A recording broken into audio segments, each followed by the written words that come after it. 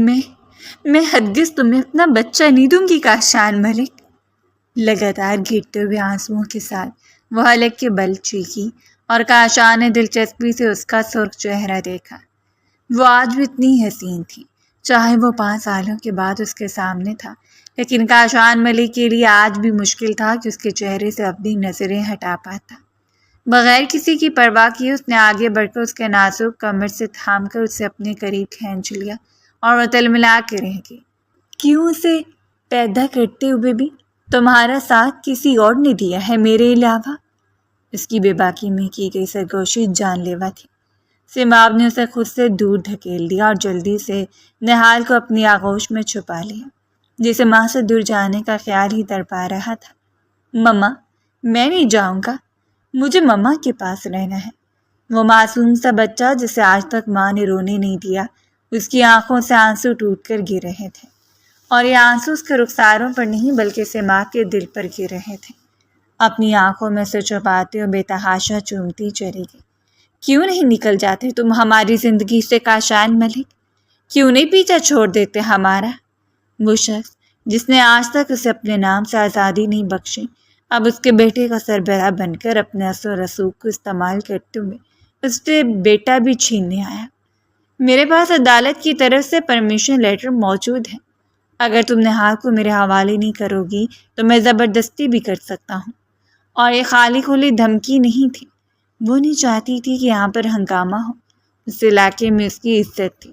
وہ نہیں چاہتی تھی کہ جو بھرم اس کی آنکھوں میں موجود ہے وہ بھرم بھی ٹوٹ جائے۔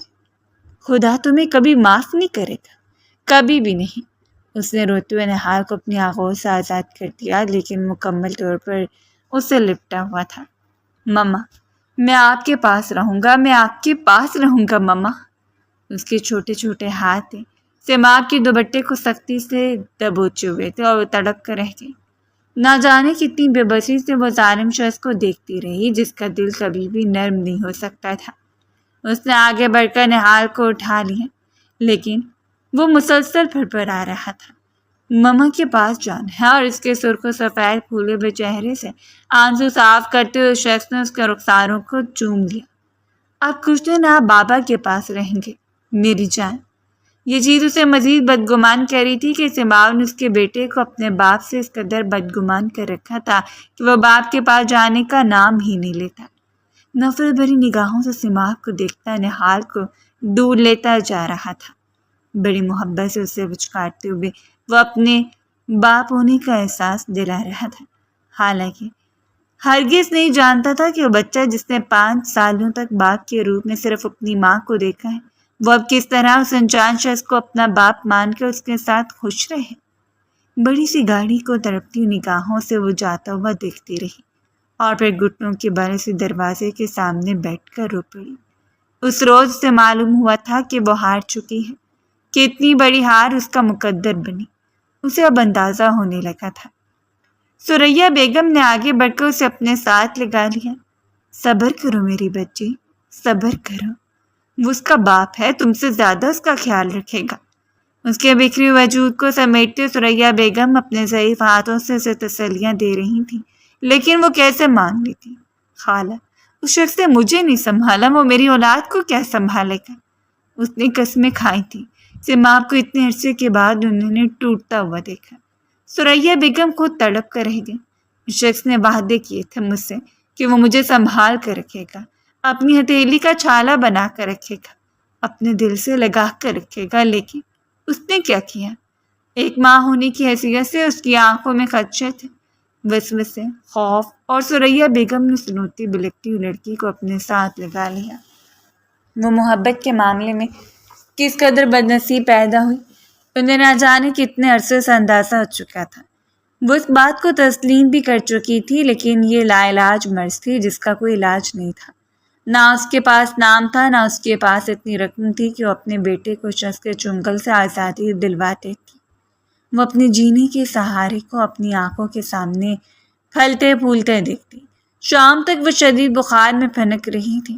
اس کے لیے اپنے بیٹی کی جدائی جان لیوا تھی، جو پچھلے 5 سالوں سے اس کے لیے جینے کی وجہ تھا۔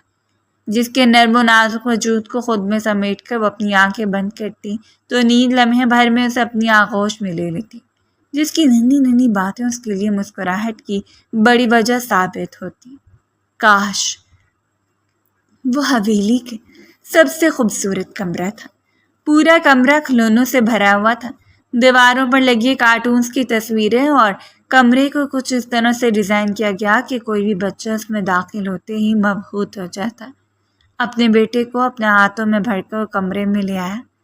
دیکھیے جان، میں نے آپ کے لیے کیا کچھ خریدا ہے۔ یہ سب کچھ بابا نے خریدا ہے آپ کے لیے۔ کسی بھی چیز پر ایک نگاہ تک نہیں ڈالی۔ وہ شدید خوف کا شکار تھا۔ اس کے چھوٹے چھوٹے گلابی لب لرز رہے تھے اور ان لبوں کو دیکھتے ہوئے دشمن جہاں کے لرزتے ہوئے لبوں کا عکس کاشان ملک کی آنکھوں کے سامنے ابھرا، جسے سختی سے جھٹکتے ہوئے اس نے جھک کر اپنے بیٹے کے ماتھے کو چھو لیا۔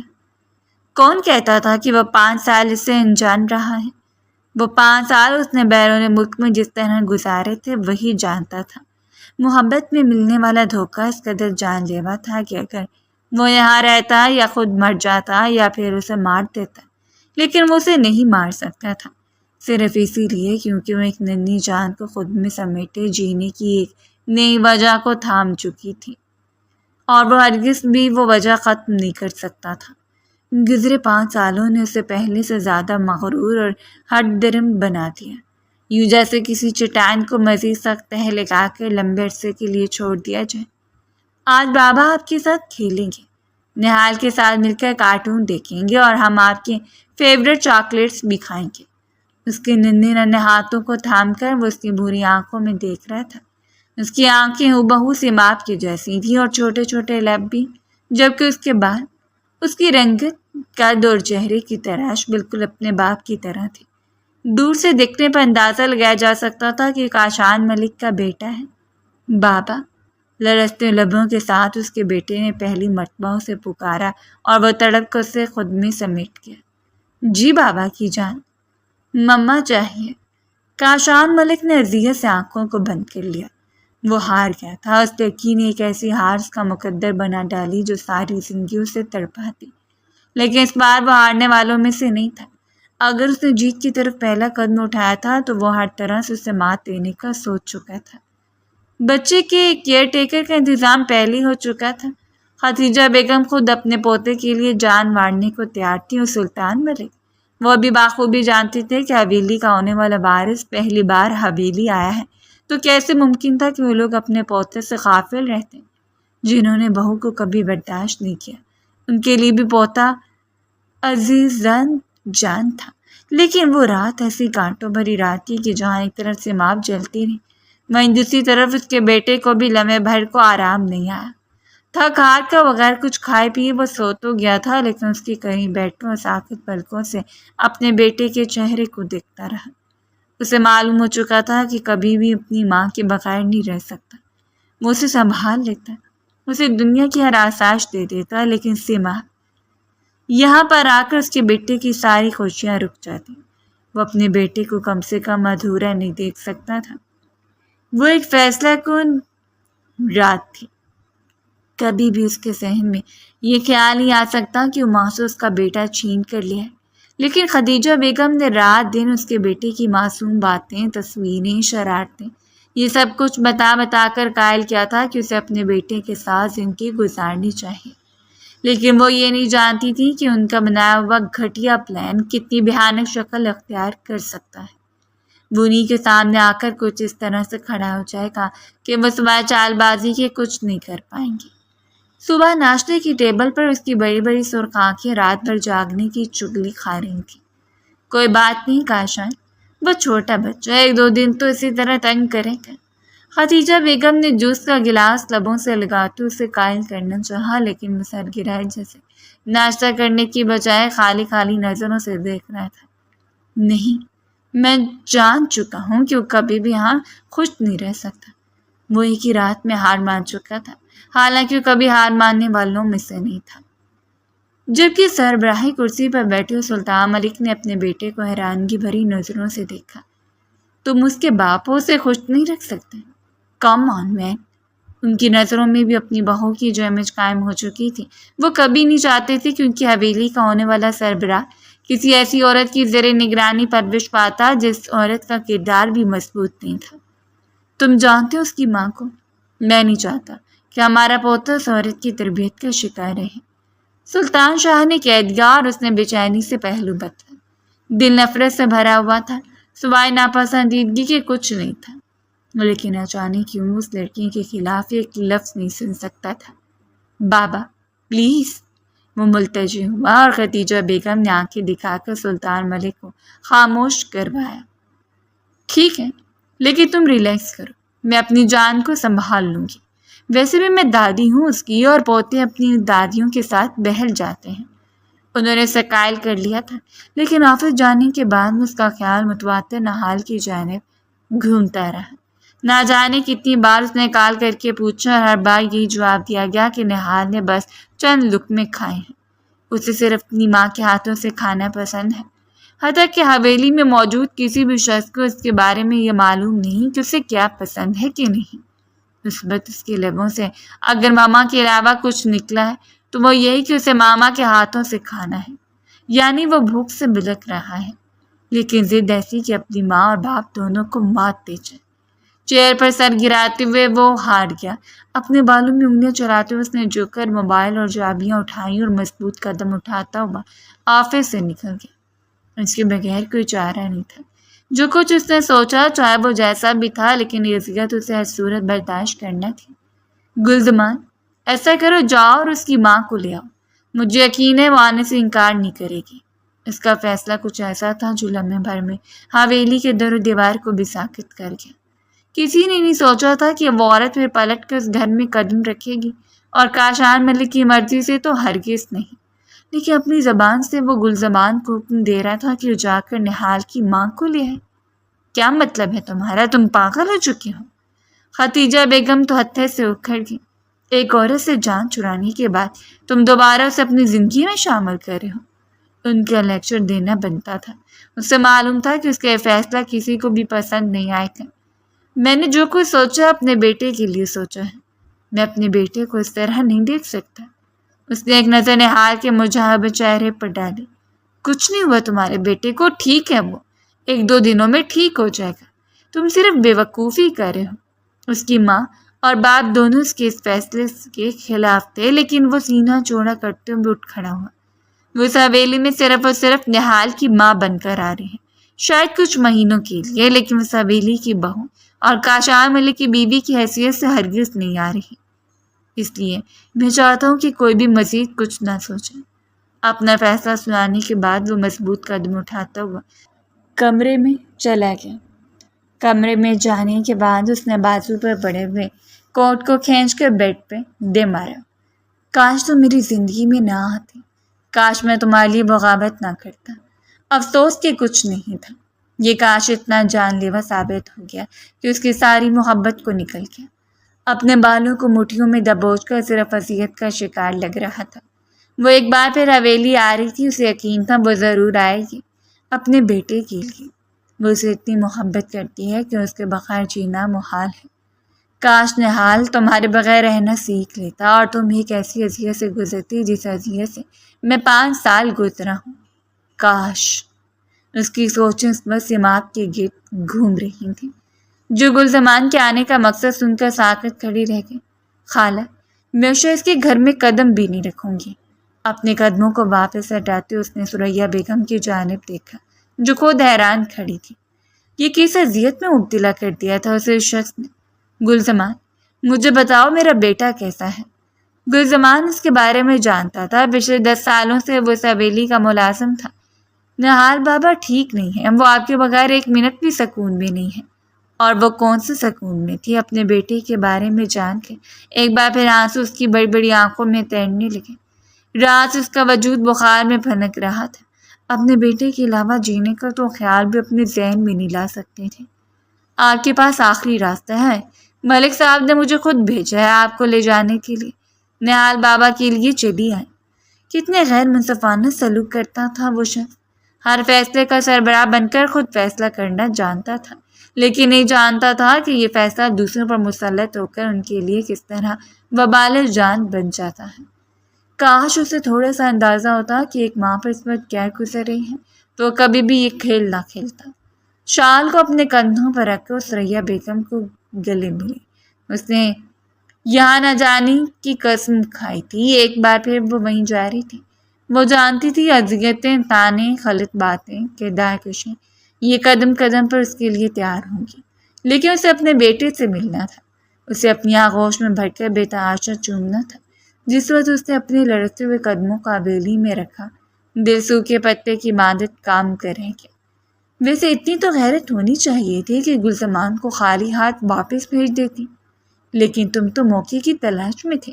ساڑی کا پلو درست کرتے ہوئے خدیجہ بیگم نے پہلا تیر پھینکا اور اپنی بڑی بڑی سرخ آنکھوں سے اس نے خدیجہ بیگم کو دیکھا، جس عورت نے اپنی نفرت کی بنیاد پر اس کی قدر مطمئن اور اطمینان سے کھڑی تھی۔ کیا دنیا میں مکافات کا لفظ صرف سننے اور لکھنے کے لیے پایا جاتا ہے؟ کیا خدا نہیں جانتا کہ اصل حقیقت کیا تھی؟ بے شک سب جانتا ہے۔ اپنی پلکوں کو جھکاتے اس نے خدیجہ بیگم کی مزید کڑوی باتوں کو سنا۔ میرے بیٹے سے دور رہنا۔ میں تمہیں پہلے ہی بتا دوں کہ صرف تم یہاں نہال کے لیے آئی ہو۔ نہال کہاں ہے؟ اس کا لرزتے ہوئے لبوں نے سوال کیا، جبکہ اسے تیز نگاہوں سے دیکھتے خدیجہ بیگم سر جھٹک کر کمرے میں چلی گئی۔ ملازموں سے نہال کے کمرے میں لے کر گئی۔ کمرے میں داخل ہوتے اس نے بیڈ پر بیٹھتے ہوئے اپنے بیٹے کو دیکھا تھا، جو اسے دیکھ کر ایک لمحے کے لیے ساکت عمر پر بے اختیار چیخا۔ مما اور سمام نے اپنے بازو کھولتے ہوئے تڑپ کر اسے اپنی آغوش میں بھر لیا۔ مما کی جان اپنے سکون کو سینے سے لگایا مسلسل روئے جا رہی تھی۔ نہال تو اسے دیکھتے ہی چہک اٹھا۔ وہ جو پچھلے 2 دنوں سے کوئی بات نہیں کر رہا تھا، اگلے آدھے گھنٹے میں باتوں کا اتنا طویل سلسلہ شروع ہوا کہ کمرے میں پڑے ہوئے کھلونے اٹھا اٹھا کر اپنی ماں کو دکھا رہا تھا، جیسے اپنی ماں کو حاصل کرنے کے بعد اس کی ساری توجہ ان تمام چیزوں کی جانب گئی، اور یہ بھی ایک اشارت ہے اس کے لیے آسائشوں کی ضروری تھی بھی تو اپنی ماں کے بعد، اور وہ تو اس کے چہرے کو چوم چوم کر نہیں تھک رہی تھی۔ اس کمرے میں آنے کے بعد اس کے لیے باہر نکلنا ممنوع تھا۔ خدیجہ بیگم نے ملازمہ سے کہہ دیا کہ کسی صورت کمرے سے باہر نہیں آ سکتی، کھانا اس کے کمرے میں پہنچا دیا جائے گا۔ یوں لگ رہا تھا جیسے وہ ایک قید مسلسل میں ہے۔ وہ شخص اسی حویلی میں تھا، اس کے بارے میں ایک ایسا گمان رکھتا تھا، اسے معلوم نہیں۔ وہ رات اس نے نہال کے پاس گزاری اور اگلے دن شاید وہ نہال کو ملنے کی غرض سے کمرے میں داخل ہوا۔ وہ اس وقت فریش ہو رہے تھے۔ کمرے میں صرف نہال موجود تھا، جو اسے دیکھتے ہوئے چہک کر بستر سے اٹھا۔ بابا، مما آ گئی ہیں، اس نے اپنے معصوم لبوں سے اسے بتایا، اور اپنے بیٹے کو پہلی بار مسکراتا ہوا دیکھ کر کاشان ملک نے اسے اپنے بازوؤں میں بھر لیا۔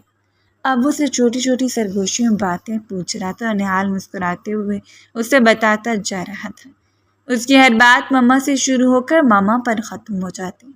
بمشکل 10 سے 15 منٹ گزرے ہوں گے جب فریش ہو کر باہر نکلی۔ اسے اندازہ نہیں تھا کہ کمرے میں موجود ہے۔ گیلے بالوں کو ٹاول میں لپیٹے باہر نکلی تو کاشان ملک نے سر اٹھا کر اسے دیکھا، اور پھر ہمیشہ کی طرح اس کے لیے مشکل تھا اپنی مرضی سے نظروں کو موڑ دینا، جبکہ تذبذب کا شکار ہو کر وہ وہیں کھڑی لبوں کو کاٹتی رہ گئی۔ سرحدر گردن پر جا بجا پانی کے قطرے، یوں لگ رہا تھا جیسے کسی نازک سی ٹہنی پر شبنم دمک رہی ہوں۔ بھیگے ہوئے لب، بھیگے ہوئے بال، اور نہال کے ہاتھ میں کھلونا تھما کر وہ اٹھ کھڑا ہوا۔ بے اختیار اس نے ٹاول کا کونا اپنے سینے پر پھیلانا چاہا، لیکن اپنے وجود کی وہ اس کی تیز نظروں سے پوشیدہ نہیں کر پا رہی تھی۔ کاشان ملک کی نظریں اس کے وجود کے آر پار ہوتی جا رہی تھیں۔ ایک تجسم تھا جو ان کے ارد گرد پھیل کر انہیں اپنی لپیٹ میں لے چکا تھا، جیسے گزرے ہوئے 5 سال کسی غبارے کی طرح ہوا میں تلین ہو چکے ہوں۔ بس وہ دونوں ایک دوسرے کے سامنے تھے، اور پرکاشان ان نظروں کو موڑ کر گہری سانس بھری اور اگلے لمحے قدم بڑھا کر اسے دیوار سے لگا گیا۔ اپنے حسن کے جلوے بکھیر کر ایک بار پھر مجھے اپنی جانب مائل کرنا چاہتی ہوں۔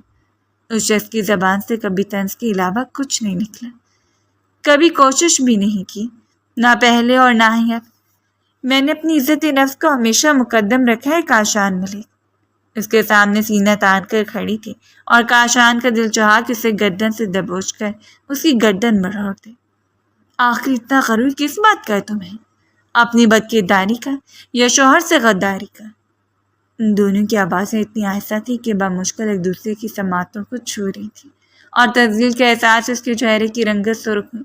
اپنی آنکھوں بھرے ہوئے دکھ کے ساتھ اس نے کاشان کو دیکھا اور قریب سے گزرنے لگی تھی کہ کاشان اسے اپنی جانب کھینچا اور وہ گڑگڑا کر اس کے سینے سے لگی۔ تم یہاں صرف میرے بیٹے کی ماں کی حیثیت سے ہو، وہ بھی صرف چند دنوں کے لیے، جب تک میرا بیٹا بہل نہیں جاتا۔ پچھلے 5 سالوں سے جسے خیال نہیں تھا کہ اس کی ایک عدد اولاد بھی موجود ہے، آج میرا بیٹا کہتا نہیں تھک رہا۔ اگر اس دوران تم نے میری مرضی کے بغیر کچھ بھی کرنے کی کوشش کی تو تم نہیں جانتی کہ تمہارا انجام کیا ہوگا۔ وہ تمام حقوق و فرائض جو میں ایک عرصے سے فراموش کیے بیٹھا ہوں، وہ زبردستی تم پر مسلط کر کے تمہیں ہمیشہ کے لیے باندھ دوں گا۔ اور اس دھمکی پر اس کا رک جانا بنتا تھا۔ وہ جانتی تھی کاشان ملک خالد دھمکیاں دینے والوں میں سے نہیں ہے، وہ جو کچھ کہتا ہے کر گزرتا ہے، لیکن وہ ہرگز نہیں چاہتی تھی کہ وہ کچھ ایسا کرے، اس لیے بے اختیار 2 قدم پیچھے ہٹی۔ آپ مجھے قید نہیں کر سکتے، میں اپنی مرضی سے جی رہی ہوں۔ دانت پیس کر وہ گھر آئی جبکہ لبوں کا کونا کھینچ کر تنزیہ مسکرائے۔ یہ میری حویلی ہے اور یہاں پر میرا راج جلتا ہے، محترمہ یاد رکھیے گا۔ انگلی اٹھا کے اسے غور کرتے ہوئے وہ پلٹ کر کمرے سے نکل چکا تھا، لیکن ایک عجیب سوال اس لڑکی کے ذہن میں ڈال گیا جو اسے عجیب سی کشمکش کا شکار کیے ہوئے تھا۔ اس نے سوچ لیا وہ نہ ہی یہاں پر کسی سے کوئی رشتہ رکھے گی اور نہ ہی اسے کسی سے کوئی قرض ہے۔ خدیجہ بیگم کے زہریلے الفاظ بھی وہ صرف اس لیے برداشت کر رہی تھی کیونکہ وہ اپنے بیٹے کے پاس تھی۔ اس نے جو کچھ سوچا تھا وہ بہت الگ تھا اور اس پر عمل کرنے کے لیے اسے تھوڑا انتظار اور صبر دونوں ہی درکار تھے۔ ٹھیک 2 دنوں کے بعد اس رات نے حال کو سلانے کے بعد وہ کھڑکی کے قریب چلے ہیں۔ ٹھنڈی ہوا اس کے دل کو مچل جانے پر مجبور کر رہی تھی۔ اس کے لرزتے ہوئے اندر کے الجھنوں کو کم کرنے کی کوششوں میں ہلکان تھے، لیکن ٹھہری ہوئی آنکھیں اپنی ٹوٹے ہوئے خوابوں کو مجمد نگاہوں سے دیکھ رہی تھی۔ خدیجہ بیگم دن بدن اس پر اپنی سختی کو بڑھاتی جا رہی تھی۔ کھانا بھی صرف ایک وقت اس کے کمرے میں پہنچایا جاتا۔ 2 دنوں میں اسے اتنا تنگ کیا جا رہا تھا کہ وہ یہاں سے غائب ہو جائے، اور اگر اس کے بس میں ہوتا تو ایک لمحے سے پہلے یہاں سے غائب ہو جاتی۔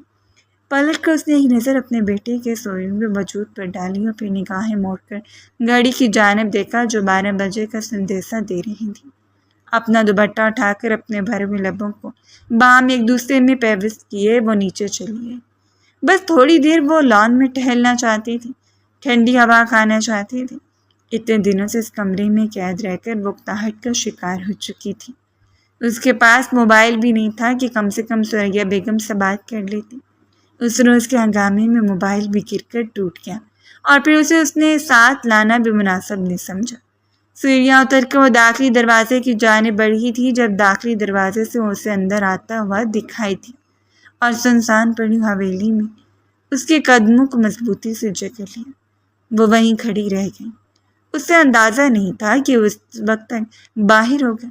آج سے 5 سال قبل حویلی کے لوگ جلدی سونے کے عادی تھے، اور خاص طور پر وہ جو 9 بجے اپنے کمرے میں سونے کی غرض سے چلا جاتا۔ وہ نہیں جانتی تھی اس کی ساری ترتیبیں اور عادات بدل چکی ہیں۔ اس کے قدموں کی لڑکھڑاہٹ بتا رہی تھی کہ وہ نشہ آور محروب کو اپنے حلق سے اتار رہا ہے۔ سرخ کی جنہیں بمشکل کھلنے کی کوشش کرتے اس نے چند قدموں کے فاصلے پر کھڑی سیماب کو دیکھا اور پھر اپنے قدموں کی لڑکھڑاہٹ پر قابو پا کر آگے بڑھنے لگا۔ شرٹ کے کھلے ہوئے 2 بٹن، بکھرے ہوئے بال جو ماتھے پر گر کر اسے مزید جاذب نظر بنا رہے تھے۔ کچھ بھی نہیں پتہ وہ شخص آج بھی اتنا دلکش تھا کہ اسے دیکھ کر آنکھیں ٹھہر جاتی۔ عجیب سی نگاہوں سے اس نے سیماب کو گھورا اور اسے اپنے قدموں کو بڑھانے کی کوشش کی۔ اس سے پہلے کہ وہ منہ کے بل گرتا، سیماب نے آگے بڑھ کر اسے تھام لیا۔ کتنے دنوں کے بعد یوں لگا تھا جیسے اس کے گلے لگا۔ سیماب کی دھڑکنیں کانوں میں گونجنے لگی۔ بکھری سانسوں کے ساتھ اس نے کاشان کو سہارا دیا، لیکن اس سے پہلے ہی وہ اپنے وجود کو چھڑوا کر ہاتھ جھٹک گیا۔ تم میرے قریب نہیں آؤ گی، دور دور جاؤ، چلی جاؤ۔ اپنے ہاتھوں کو جھٹکتے ہوئے مسلسل سماپ کو دور رہنے کے لیے کہہ رہا تھا، لیکن نشہ یوں سر چڑھ کر بول رہا تھا کہ نہ ہی اس کی زبان سے لفظوں کی ادائیگی ممکن تھی اور نہ ہی قدم مضبوطی سے اٹھائے جا رہے تھے۔ ایک بار پھر اس کے لڑکھڑاتے وجود کو سہارا دے کر وہ شخص کو گھسیٹ کر اس کے کمرے تک لے آئے۔ بظاہر تو اس سے کوئی رشتہ نہیں تھا، لیکن اندر دل کے کسی ویران کونے میں وہ دفن شدہ رشتہ آج بھی اس کے لیے سب سے زیادہ مقدم تھا۔ اس نے بیڈ پر کاشان کو بٹھایا اور جھک کر اس کے جوتوں کے تسمے کھولنے لگی۔ بے وفا لڑکی، دھوکہ دیا مجھے۔ نشیلی آنکھوں سے اسے دیکھتے ہوئے وہ بڑبڑا رہا تھا اور اس لڑکی نے اذیت سے آنکھوں کو بند کر لیا۔ کاش اس شخص کی بدگمانی کو ختم کر پاتی، کاش کی وہ رات کبھی اس کی زندگی میں نہ آتی جس رات نے اسے کاشان ملک کو چھین لیا۔ اس سے پہلے کہ پلٹ کر کمرے سے باہر نکلتی، کاشان اس کا بازو کھینچا اور لڑکھڑاتے اس کے سینے پر آ گری۔ بڑی سختی سے اس کی نازک سی کمر کو اپنے بازو میں دبوچ کر وہ اس کی سانسوں کو بکھیر چکا تھا، جبکہ کسمسا کر اپنے وجود کو اسی گرفت سے آزاد کرواتی وہ تڑپ کر رہ گئی۔ خوبصورت ہو تم، بہت خوبصورت، لیکن میری نہیں ہو۔ 5 سالوں سے وہ اذیت بھلائے جانے کے قابل ہی نہیں تھی۔ میں تم سے محبت کرتا ہوں۔ سماب اذیت کے ساتھ شخص کی آنکھوں میں دیکھتی رہی، جو جھک کر اس کی گردن پر اپنے لب جما رہا تھا۔ وہ کچھ نہیں کر سکتی تھی، کچھ بھی نہیں۔ اس رات اسے لگا وہ نشے میں ہر حد پار کر دے گا۔ نہ جانے اس نے کتنی دیر اپنے لبوں کو اس کی گردن پر جمائے رکھا، جب اسے احساس ہوا کہ وہ گہری نیند سو چکا ہے۔ دھڑکتے دل کے ساتھ اس کی گرفت سے آزاد ہو کر وہ ایک نظر اس کے چہرے پر ڈالتے ہوئے اپنے آنسو صاف کرتی کمرے سے نکل گئی۔ لیکن وہ نہیں جانتی تھی کہ بدقسمتی اس کا انتظار کر رہی ہے۔ اس کمرے سے نکلتے خدیجہ بیگم نے دیکھ لیا۔ وہ جو کچن میں چلی جا رہی تھی، الٹے قدموں کے ساتھ اس کے پیچھے چل پڑی، اور جس وہ نہال کمرے میں داخل ہوئی، کچھ ہی دیر کے بعد دھار سے دروازہ کھولا اور خدیجہ بیگم شعلہ گلتی آنکھوں کے ساتھ اندر داخل ہوئی۔ وہ گڑبڑا کر پلٹی۔ خدیجہ بیگم یکٹک اسے دیکھ رہی تھی اور پھر اس کی گردن پر بنے ہوئے نشان کو، جس بات کا خدشہ انہیں کھائے جا رہا تھا، یعنی وہ بات ہو چکی۔ آگے بڑھ کر انہوں نے بغیر سوچے سمجھے زناٹت دار تھپڑ اس کے منہ پر دے مارا۔ ہوگی تمہاری آنکھ ٹھنڈی، ایک بار پھر میرے بیٹے کو اپنے جال میں پھنسا لیا تم نے۔ شرمندگی اور تذلیل کے علاوہ اس کے پاس کچھ نہیں تھا۔ ذلت کے احساس کے تحت وہ 2 قدم پیچھے ہٹی اور اپنے گال پر ہاتھ رکھتے ہوئے خدیجہ بیگم کو دیکھا۔ جیسا آپ سمجھ رہی ہیں ویسا بالکل نہیں ہے۔ آج کے بعد مجھ پر ہاتھ اٹھانے کی کوشش بھی مت کیجیے گا۔ وہ جو آج سے پہلے کبھی ان کے سامنے زبان نہیں کھول پائی، اس وقت سینہ تان کر کھڑی ہو گئی، اور خدیجہ بیگم نے آگے بڑھ کر بغیر اس کے بیٹے کی پرواہ کیے اسے بالوں سے دبوچ لیا۔ نہال ڈر کر اٹھا تھا۔ مما، وہ بلک بلک کر رونے لگا۔ لڑکی، اگر تم مر کیوں نہیں جاتی، نکل کیوں نہیں جاتی ہماری زندگی سے؟ چاہے تو اپنی اولاد کو بھی لے کر جاؤ۔ اس روز انہوں نے ہر حد پار کر دی۔ بھلا وہ کہاں برداشت کر سکتی تھی کہ جس کمزاد لڑکی کو بڑی مشکل سے اپنے بیٹے کی زندگی سے نکال چکی تھی، وہ لڑکی ایک بار پھر ان کے بیٹے کی زندگی پر مسلط ہو رہی تھی۔ عورت، میں تمہاری گردن دبا کر تمہاری جان لے لوں گی۔ اس نے بمشکل اپنا آپ چھڑوایا، جا کر نہال کو سمیٹ لیا، جو بری طرح خوف کا شکار ہو چکا تھا۔ تم نکل جاؤ کہ یہاں سے، تم یہاں نہیں رہو گی۔ اسے بھی لو اور خود بھی نکل جاؤ اس گھر سے، ورنہ میں تمہارے ساتھ وہ کروں گی جو تمہیں ساری زندگی تڑپا کر رکھ دے گا۔ تم نے مجھ سے میرا بیٹا چھینا تھا، میں تم سے تمہاری اولاد چھین لوں گی۔ اس رات خدیجہ بیگم کی دھمکی اس کارگر ثابت ہوئی کہ حقیقت میں اتنی خوفزدہ ہو چکی تھی وہ نہال کو نہیں کھو سکتی تھی۔ اسے معلوم تھا خدیجہ بیگم نے اسے کہا تھا کہ کاشان کو اسے چھین کر دکھائیں گی، اور بلا کر انہوں نے چھین لیا۔ اب اگر اگلا ٹارگٹ نہال ہوتا تو وہ زندہ ہی نہ رہ پاتی۔ اس رات اس نے وہ قدم اٹھایا جسے اٹھانے کے بعد کچھ باقی نہ رہتا۔ اس کے پاس کوئی راستہ نہیں تھا، وہ کہاں جاتی، کیا کرتی؟ اس کے ذہن میں وہی آیا جس نے کر دکھایا۔ فرار کا اور کوئی راستہ تھا ہی نہیں۔ ہر طرف سے موت اس کے تعاقب میں کری تھی۔ اسے معلوم تھا وہ یہاں سے نکلے گی، کاشان ملک اسے ڈھونڈ نکالے گا اور ایک بار پھر سے دبوچ کر جنون کا نشانہ بناتے ہوئے زندگی برباد کر دے گا۔ اپنے بیٹے کو اپنے سینے سے لگا کر اس روز وہ حویلی کے پچھلے دروازے سے نکل گئی۔ ایک ایسے راستے پر جہاں سے پھر واپسی ممکن نہیں ہوتی۔ اس کی زندگی کی خوش قسمت ترین دن تھا جس دن وہ اس کے پہلو میں بیٹھا نکاح کر رہا تھا۔ سماب جہانگیر کے تمام حقوق و فرائض اپنے نام منتقل کرتے اس نے مسکراتی نگاہوں سے اسے دیکھا۔ اس وقت وہ دونوں کاشان ملک کی فلیٹ میں موجود تھے۔ وہ گھر سے بھاگ گئے صرف اپنی محبت کی خاطر، صرف اس شخص کے وعدوں اور قسموں پر یقین کر کے جو اس کی محبت میں پاگل ہو چکا تھا۔ آنسو بہاتی ہوئی آنکھوں کے ساتھ اس نے گردن جھکا لی اور کاشان نے نرمی سے سمیٹ کر باری باری اس کے آنسوؤں کو لبوں سے چھو لیا۔ کم سے کم میرے ہوتے ہوئے تم نے رونا ہے تو میرے ہونے کی ضرورت نہیں ہے۔ اس کے دل فریب سے سرگوشیاں عروج پر تھیں۔ میں نے سب کو ناراض کر دیا، سب کو چھوڑ دیا میں نے، اس ایک شخص کی خاطر۔ وہ سارے جہان سے بگڑ کر آئی تھی اور اس شخص نے جھکتے ہوئے سے اپنے بازو میں بھرٹ لی۔ پچھلے 2 سالوں سے اس امام جہانگیر سے دیوانہ وار محبت کرتا چلا آ رہا تھا۔ اتنی محبت کہ اس نے ہر فرق کو مٹا ڈالا۔ وہ چھوٹے گھر سے تعلق رکھتی تھی، کسی اور سے منسوب، اسے کوئی فرق نہیں پڑتا۔ اس کے گھر والے نہیں مانیں گے، اسے اندازہ تھا۔ اس نے ضد لگائی، ختیجہ بیگم اور سلطان ملک کو ہر ممکن یقین دلانے کی کوشش کی کہ میں سماعت کے بغیر زندہ نہیں رہ سکتا، لیکن ناکامی کے علاوہ کچھ نہیں تھا، اور بلاخر انہوں نے یہ راستہ نکال لیا۔ اسے اپنی باہوں کی سینے میں بنائے وہ اپنے بستر تک لے آیا۔ تمہیں اب سارے جہاں کی فکر ہونی بھی نہیں چاہیے، تمہارا سارا جہاں تمہارے سامنے ہے جو تمہیں کبھی بھی اکیلا نہیں چھوڑے گا۔ اور اسے یقین تھا اگر وہ کہہ رہا ہے تو کبھی ایسا نہیں کرے گا۔ بس میری ایک بات یاد رکھنا، زندگی میں کبھی مجھے دھوکہ مت دینا۔ باری باری اس کے رخساروں پر لب رکھتا اسے سرخ کر کے۔ میں آپ کو دھوکہ کیسے دے سکتی ہوں؟ آپ کے لیے تو میں اپنی جان دینے کو تیار ہوں۔ وہ حسین اقرار پانے کے لیے اس نے کتنے جتن کیے تھے، اسی لیے دلکشی سے مسکراتے اس کے گلابی لبوں کو چھو کر اسے خود میں سمٹ جانے پر مجبور کر کے۔ اسے معلوم تھا وہ دنیا کے سب سے حسین دلہن بنے گی، اور آج وہ دلہن بن کر اس کے بازوؤں میں بکھری ہوئی تھی۔ وہ رات وصل کی رات تھی، وہ رات ان کی زندگی کے سب سے حسین رات تھی، اور اس رات سے یقین ہوا کاشان ملک نے اسے دل کی بڑی اونچی مسند پر بٹھا رکھا ہے۔ وہ خود کو دنیا کی خوش قسمت ترین لڑکی تصور کرنے لگی۔ محبت میں سے پہلے سے زیادہ حسین برا تھی۔ صرف 2-3 دنوں کے اندر اندر یہ خبر سلطان ملک تک پہنچ گئی۔ انہوں نے اپنے بیٹے سے پوچھا اور کاشان ان کے سامنے انکار نہیں کر پایا۔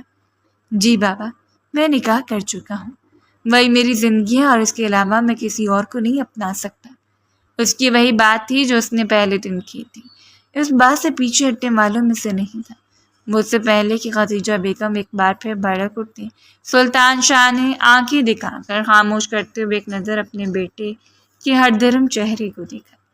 تم جانتے ہو شہر میں ہماری بڑی عزت ہے، اور اب اگر تم چاہتے ہو کہ ہماری عزت کو خاک میں نہ ملا تو اسے حویلی میں لے کر آؤ۔ اب نکاح کر لیا ہے تم نے، کیا ہو سکتا ہے؟ اور وہ بے یقین کھڑا رہ گیا۔ وہ نہیں جانتا تھا کہ حالات اتنی جلدی اس کے حق میں بدل جائیں گے۔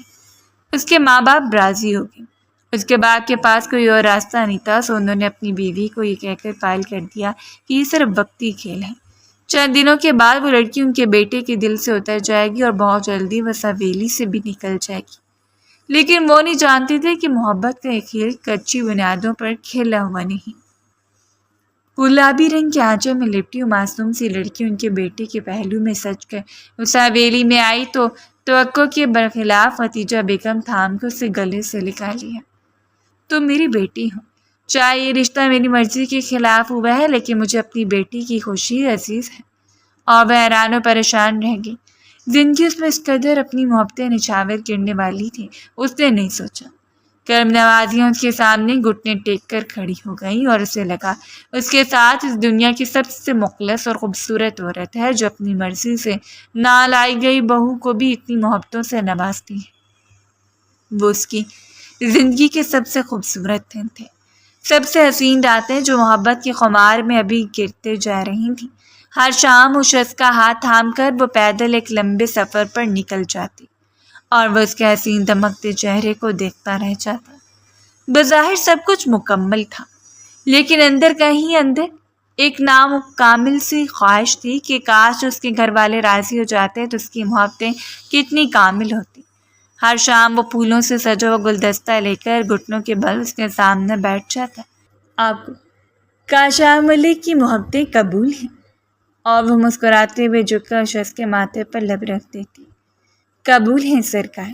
اس کے سامنے بچنا اسے عزیز تھا، وہ اس کا محبوب تھا، اور محبوب کے سامنے جھک جانا ہی محبت کی کامیابی ہوتی ہے۔ وہ نرمی سے اس کے لبوں پر جھک کر اپنا خمار اتارتا تو اسے مٹ کر اس کے سینے میں منہ چھپا لیتی۔ وہ گزرا ہوا 1.5 ہفتہ اس کی زندگی کا سب سے حسین وقت تھا۔ جب وہ شام خدیجہ بیگم نے اسے اپنے کمرے میں بلایا، ان کے قدموں میں بیٹھتے ہوئے ان کی باتیں سن رہی تھی۔ تمہیں اپنے گھر والوں کی یاد نہیں آتی؟ ماں باپ کی؟ انہوں نے وہی سوال پوچھ دیا جو ان کی چال بازی کا اصل نشانہ تھا، اور وہ ڈبڈباتی ہوئی آنکھوں کے ساتھ خاموش رہ گئی۔ سمجھ سکتی ہوں میرا بچہ، تمہیں یہ اذیت کتنا تڑپاتی ہے۔ میں تمہارے ساتھ ہوں، ہم انہیں منا لیں گے۔ ان کے چہرے پر ایک نفیس سی مسکراہٹ اور لہجے میں گویا چاشنی اتر ہے۔ آؤ ادھر میرے پاس آ کر بیٹھو۔ انہوں نے اسے اپنے پاس بلایا۔ کوئی تو ہوگا تمہارا قریبی جو اس معاملے میں تمہارا ساتھ دے، کوئی تو جو تمہیں سمجھتا ہو، جس کے اس سارے مسئلے میں رضامندی شامل ہو۔ اب وہ پوچھتی جا رہی تھی اور کچھ دیر خاموشی سے سوچتی رہی، اور پھر سر اٹھا کر خدیجہ بیگم کو دیکھا۔ میرا کزن ہے، ایک وہ جس سے منسوب تھی۔ جب میں گھر سے نکلی تھی تو وہ جون نے میرے ساتھ دیا تھا، حتیٰ کہ نکاح کے وقت بھی وہی میرے ساتھ رہا، حالانکہ وہ جون سے منسوب تھی۔ بچپن سے اس کی منگیتر تھی، لیکن جان بھی اس کی زبردستی کے رشتے کے قائل نہیں تھا۔ وہ ہمیشہ اس کے لیے ایک بہترین دوست ثابت ہوا، جس نے اسے سلاخوں سے نکال کر کاشان ملک کے حوالے کیا۔ ان کے گھر میں تھا ہی کون؟ اس کی ماں، جو کافی عرصہ پہلے بیمار تھی، 2 بھائی بھابھی ہیں۔ اس رشتے میں پھر بھی اس کی ماں رضامند ہو جاتی، لیکن اس کے بھائی اور بھابھیاں ہرگز بھی نہیں چاہتے تھے۔ خدیجہ بیگم کا تیر گویا نشانے پر جا کر لگا۔ تو پھر تم جون سے رابطہ کیوں نہیں کرتی؟ انگلی چٹکاتی ہوئی سیدھی ہو کر بیٹھ گئی۔ مجھے نہیں لگتا کاشان کو اچھا لگے گا، اور انہوں نے نرمی سے اس کا ہاتھ پکڑ لیا تھا۔ کاشان کو بتائے گا کون؟ اسے یہاں بلاؤ، بیٹھ کر بات کریں گے، میں خود بات کروں گی اس سے۔ ہم تمہارے گھر والوں کو منا لیں گے اور کاشان کو بھی سرپرائز دیں گے۔ آج تک اس نے صرف خدیجہ بیگم کی زبان سے اپنے لیے محبت کے الفاظ نکلتے ہوئے سنے تھے۔ وہ کیسے یقین کر سکتی تھی کہ ایک عورت دل میں اس کے لیے اتنی نفرت دے کر بیٹھی ہے؟ اس نے جون سے رابطہ کیا۔ اس کی توقع کے عین مطابق جون نے نہ صرف اس کا منتظر تھا، بلکہ نرمی سے اس کی بات کو سنا اور اسے چہکتے ہوئے جون کو بتایا کہ وہ کسی شام کے لیے گھر آ جائے، اس کے ساتھ امی سے بھی بات کر لیں، ہو سکتا ہے اس معاملے کا کوئی حل نکالے۔ اور جون اسے مطمئن دیکھ کر زیادہ پرسکون تھا۔ ٹھیک ہے کزن، ابھی تم ریلیکس کرو، اگر ٹائم ملا تو میں تمہیں بتاؤں گا، میں آؤں گا اور تمہاری ساس امی سے بھی مل لوں گا۔ اور اب خدیجہ بیگم کو بے صبری سے اس وقت کا انتظار تھا جب وہ اپنی اگلی چال چلتی، اور ان کی چال کتنی خطرناک ثابت ہونے والی تھی یہ کوئی نہیں جانتا تھا۔ انہوں نے شام کا انتخاب کیا جس شام سلطان ملک گھر پر نہیں تھے، اور وہ خود بھی سارا دن باہر رہی، اور جون کے آنے کا دن تھا۔ سماغ خدیجہ بیگم کو کالز پر کالز کرتی رہی، اور انہوں نے شام کے بعد کا وقت دیا، سو اس نے بھی جون کو ایسے ہی کہہ دیا۔ کسی میٹنگ کے سلسلے میں ان کا شان گھر سے باہر تھا، اور اس کام کے لیے اس نے پہلی ملازمت کا بندوبست کر رکھا تھا۔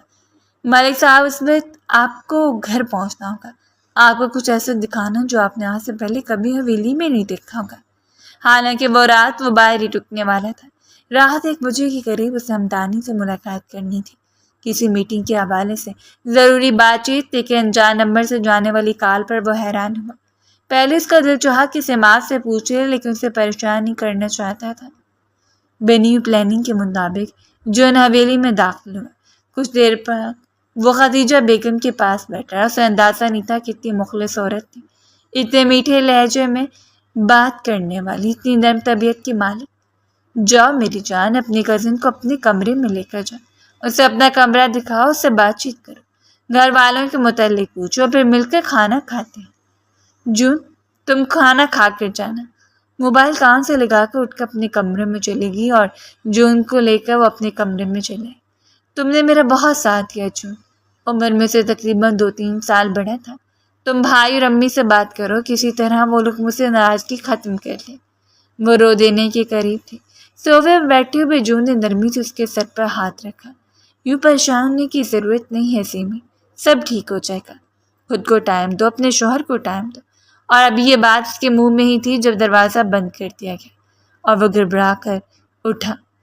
کھیل کھیلا جا چکا تھا اور اب اس پانسے کو جس جانب بھی وہ موڑنا چاہتے موڑ سکتے تھے۔ وہ بےتاب ہو کر دروازے کی جانب بڑھی۔ امی دروازہ کھولیں، کس نے دروازہ لاک کیا؟ اور چند قدموں کے فاصلے پر کھڑا ہوا جون پوری حقیقت کو سمجھتے وہیں ساکت رہ گیا۔ اس روز اس کی جمعہ شخص کے سامنے پیش کی گئی وہ اسے ہلا دینے کے لیے کافی تھی۔ کاش عام ملک بے یقین کھڑا رہ گیا اور خدیجہ بیگم تو گویا اپنا سینہ پیٹ لیا تھا۔ اسے لگا کہ تمہارے بابا اور میں گھر پر نہیں ہیں تو یہ جیسے چاہے مرضی بلا لیں۔ اس نے کسی کی بات پہ یقین نہیں کہ اس کی آنکھوں میں جو دھول جھونکی گئی تھی اسے دھول کا نشانہ بن گیا۔ آگے بڑھتے ہوئے اس نے جون کو گریبان سے پکڑا اور لڑکی جلدی سے آگے بڑھی۔ چھوڑ دے جون کو، میں آپ کو حقیقت بتاتی ہوں، ایسا کچھ نہیں ہے، تم جاؤ یہاں سے، جاؤ۔ جون وہ نہیں چاہتی تھی کہ اس کا محسن اس حویلی میں مارا جائے۔ اب اسے یقین ہوا تھا کہ وہ کتنے بڑے کھیل کا نشانہ بن گئی ہے۔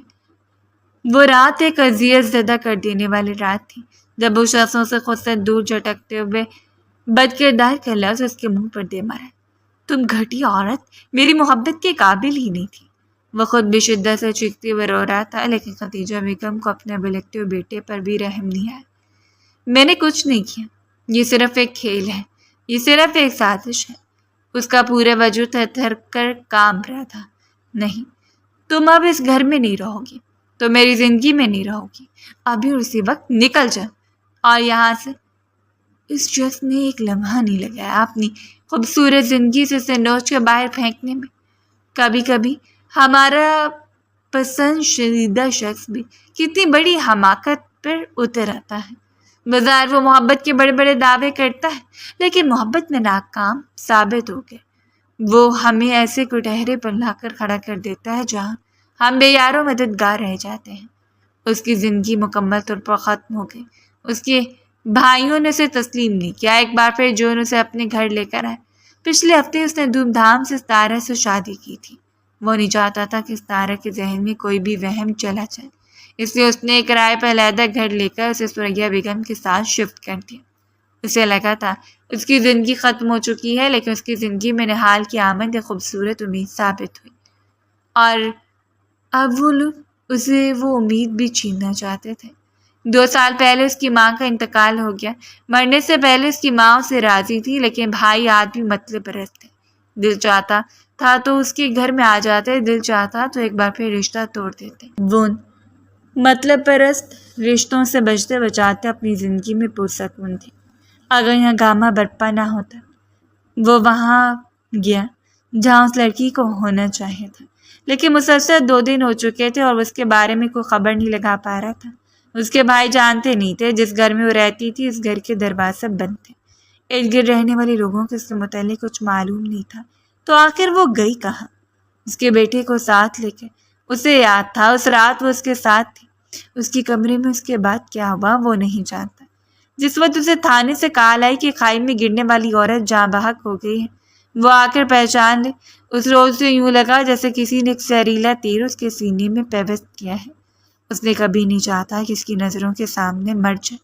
وہ تڑپ رہا تھا جس نے دانستہ طور پر اسے 5 سالوں تک خود سے دور رکھا۔ سفید کپڑے میں لپٹی اس لاش سے کپڑا ہٹاتے اس نے اس لڑکی کا چہرہ دیکھا۔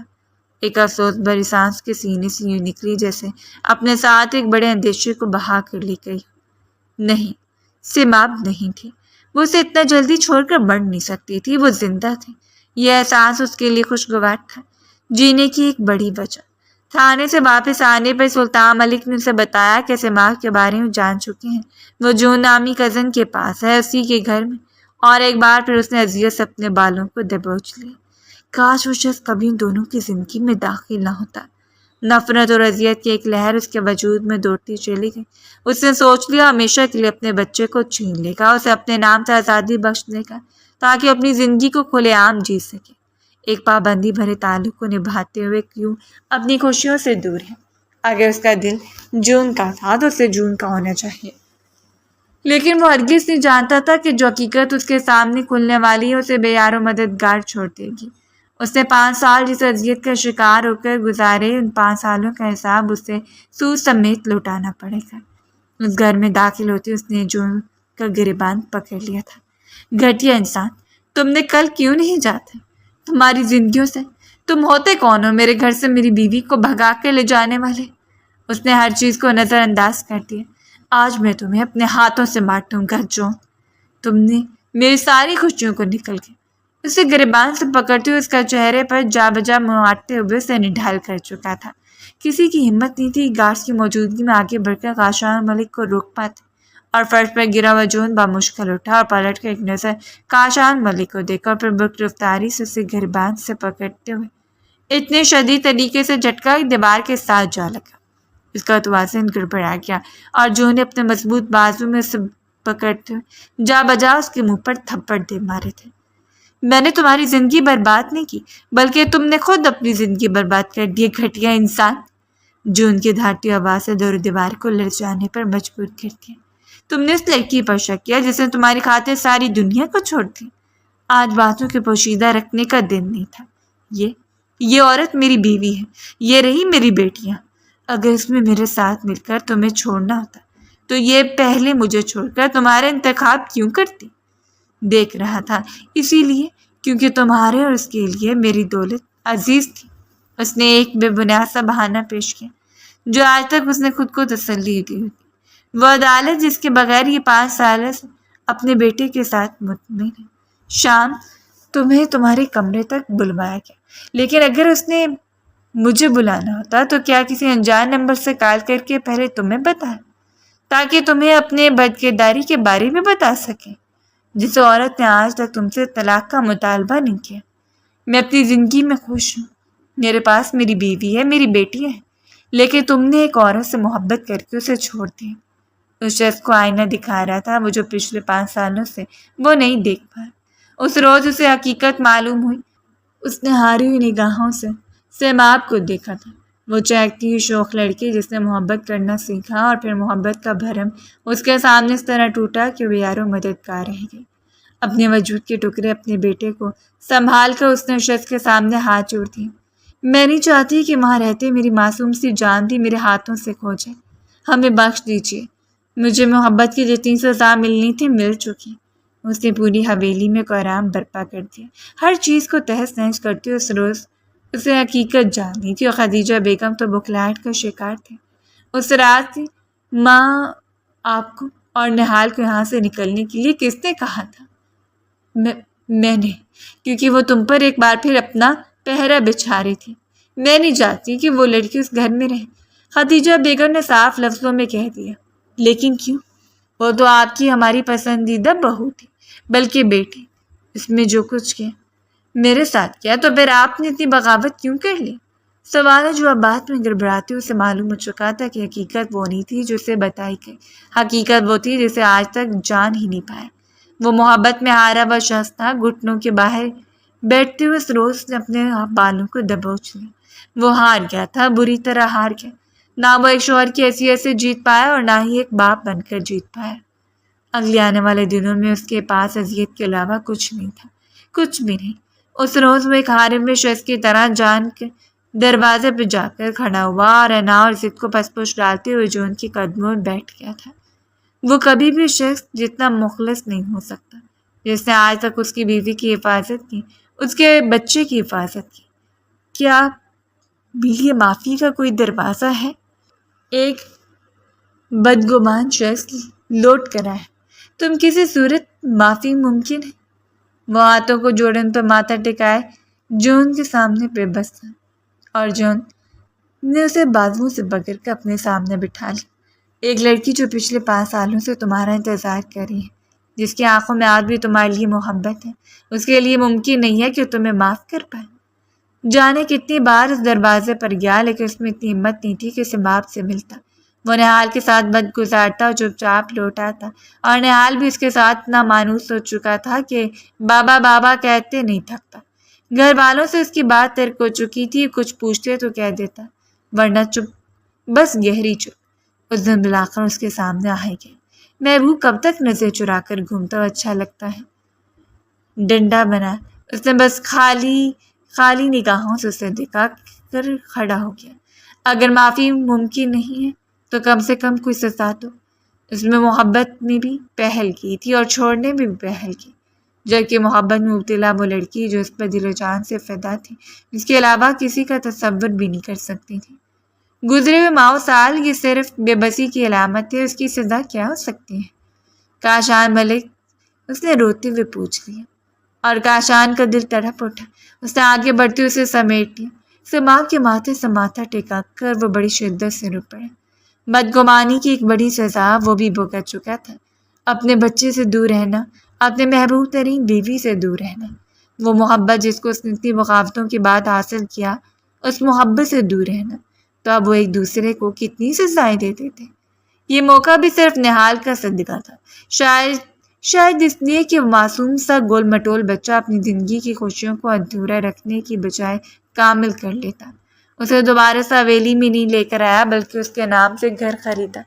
اسے شاید پہلے یہ کر لینا چاہیے تھا، اور عورت کے پاس ایک اپنا گھر ہونا چاہیے جہاں وہ اسے وقت بنا لینا چاہے جب ہر طرف سے ٹکرا دی جائے۔ اس روز اس نے شاندار سے گھر کو روشنی اور پھولوں سے سجا دیا۔